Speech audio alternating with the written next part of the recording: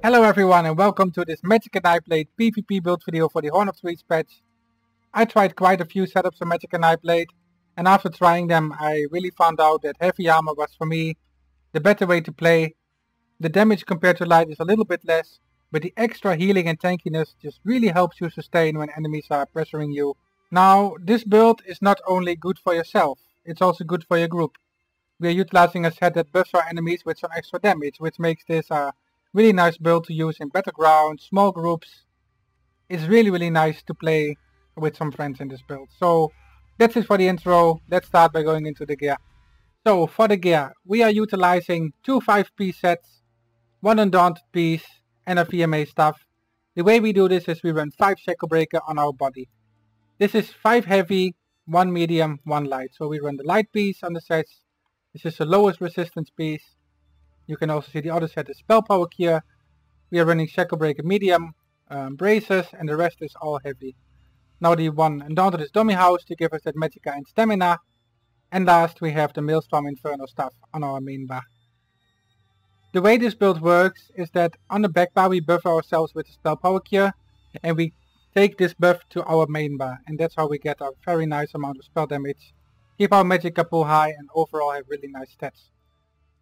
At the moment I am a high elf. I highly recommend you get an Argonian. This is the reason I put on a healthy necklace, because I want you to show how the passives will be with Argonian racial passives. As you can see in our screen in front of you, the potion passive. Why is this so important?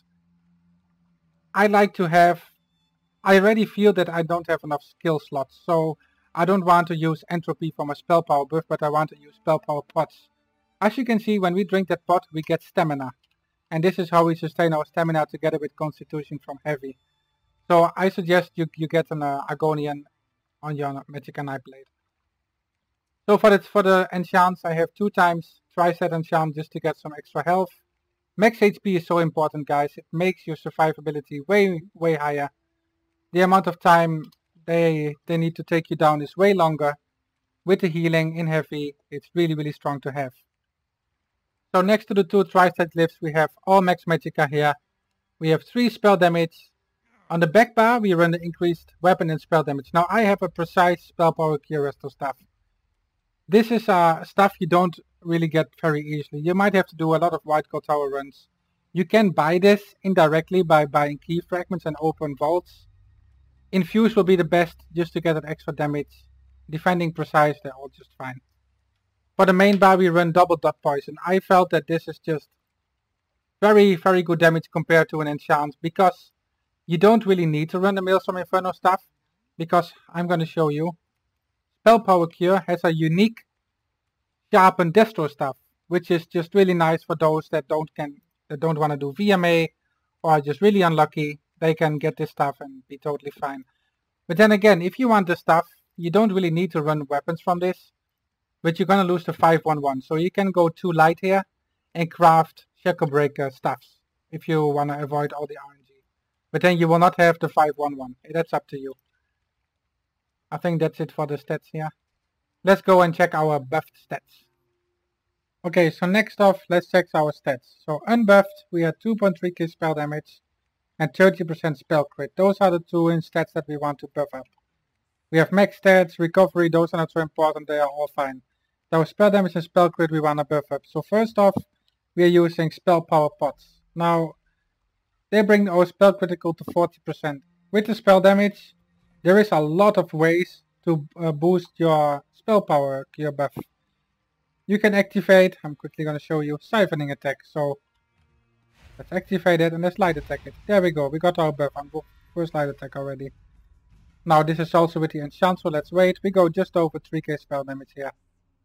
So next off, we can run Refreshing Path to also buff this, as you can see. That's already 2 skills, but why is Refreshing Path a better option? You can use this on your allies, and they can get the buff that way. The same with Funnel Health on the main bar. Funnel Health is a dot that stays on you, so you can use Funnel Health, bar swap, and there you go, instantly get the tick already. So there's a lot of ways to get this buff. It's really nice. Spell Power Cure is super reliable and an awesome set to use from the back bar. So let me show it once again. Let me buff up here. There we go with the proc. 3k spell damage, 41k Magicka. With an Agony it might be a bit different. Now you can also still run the necklace here in Max Magicka. I was just super unlucky to not get it yet. This is the quest reward.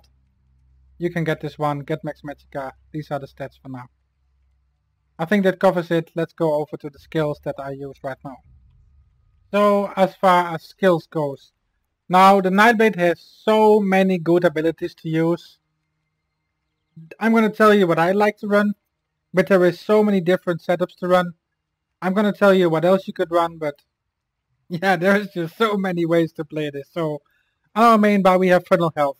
I choose this over Swallow Soul because I mostly play Battlegrounds or in a small group just to get the spell power cure buff on my allies.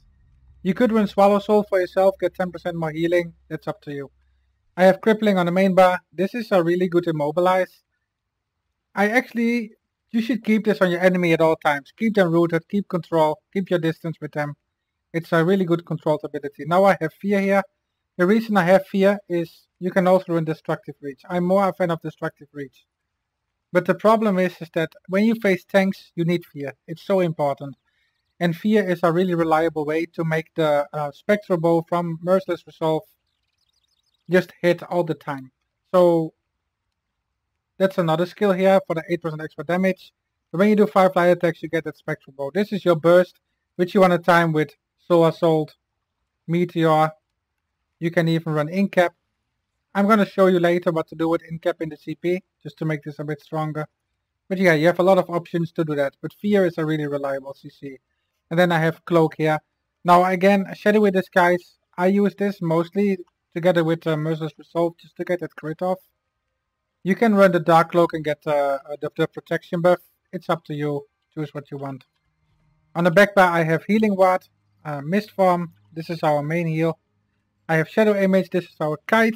We place it somewhere, move away from it. We can reactivate it and go back to where we placed it. It's really good for our survivability. And I have Refreshing Path. You want to try to play on top of this most of the time, just to get the damage, the healing and the spell power proc all the time. It's really good to have. And then last I have Siphoning Attacks.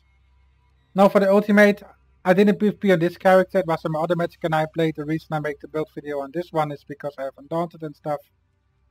So you want to morph this to Light Champion, the one that gives you critical damage. So as far as skills goes, I'm not a fan of Mark Target. I hate this ability, but this is really good for the Nightblades.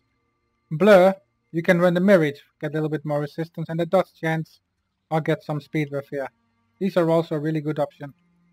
Now, Impale, this is an Execute. You could run this on the main bar instead of Cripple. I know some people don't like to play with Cripple. So that's also a really good option to run. So for Shadow, no, we used these already. Siphoning, we used them already as well. If you don't run Spell Power Pots, you don't want to run Spell Power Pots, it means you need to find a slot for Entropy as well. And this is what I mean. Nightblade has so many abilities to use. This is how I like to play. You can play the way you want. This is what the skills were about. Let's go into our champion points. So for the champion points, as always we start in the left green tree. 40 points into Warlord to get that extra break free cost there. I have 77 in Arcanist to get extra recovery. 23 in Mooncalf for more stamina recovery. 32 in Tenacity because the resto heavy attacks, because we use heavy armor, restore a ton of Magicka. Together with this passive, it's really awesome for your sustain. And then last I have 48 points in Tumbling for dodge rolling. Now I said earlier with Incapacitating Strike you can put points into Be Full, and this way you can reduce their healing even more. So maybe drop some points somewhere else, put it in Be Full, and then you can stop their healing more efficiently. That's for the green tree. Let's go into the left blue one. I have 31 in Spell Erosion, 56 in Elfborn just to get those extra critical damage and healing. As I said, I really want to have some crit heals. With the Elfborn we boost that quite nicely. 37 in Elemental Expert. I have 19 in Blessed. So let's say I do not run Fern Health, I do run Swallow, so that's 10% healing. Argonian 10% is 20%. 8% heavy armor makes it 28. Siphoning abilities is 3% for each one slotted. You get another 5% by Blessed. You're gonna hit at 40%. together with quick recovery, as I'm going to show you soon. That is a lot of extra healing taken, and I really like it. It really makes you tanky and gives you way more time to be offensive on people before you have to go full defense. Now 66 in Mastered Arms, and then last we have 11 in Thaumaturge. So for the Rhetoric, 61 in Ironclad. We wanna have a lot of mitigation on this one. I found that a lot of people right now are starting to play Magicka again, so just putting in 10 points for 1k resistance is just nice to have.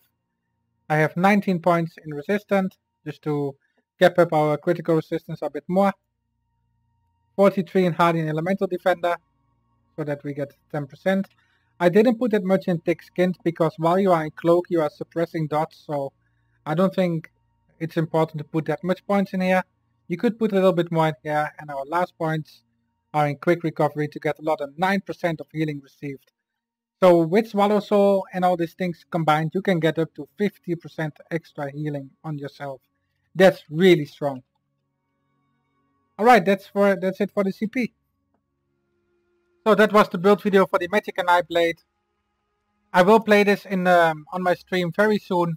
I'm getting my Undaunted on my EP Nightblade, which is an Argonian. I'm maxing that character, and then we're gonna have a lot of fun playing that. There is a few players I want to thank. Well, I observe them, see what they do, because I didn't play Magicka Nightblade that much. Now the first one is Erdril, who made melee Magicka Nightblade videos. I still like to play ranged myself.